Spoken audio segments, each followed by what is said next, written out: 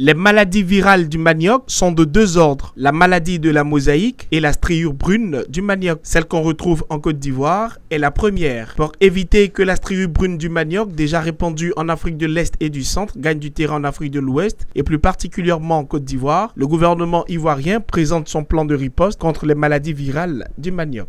Maintenant, nous avons une autre maladie qui est une maladie ARN qui est causée par un virus qui donne la maladie de la strie brune du manioc. Et cette maladie est dévastatrice. Elle est actuellement à nos portes, aux portes de l'Afrique de l'Ouest, plus particulièrement en RDC.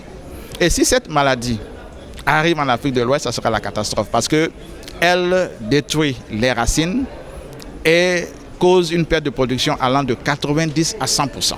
La stratégie, c'est que nous voulons être proactifs. Nous ne voulons pas attendre que cette maladie arrive et être réactifs.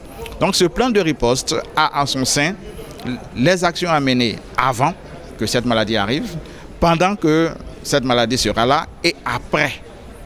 Et ce plan de riposte a été calqué un peu sur le plan qui a été mis en place contre la maladie d'Ebola en Afrique de l'Ouest.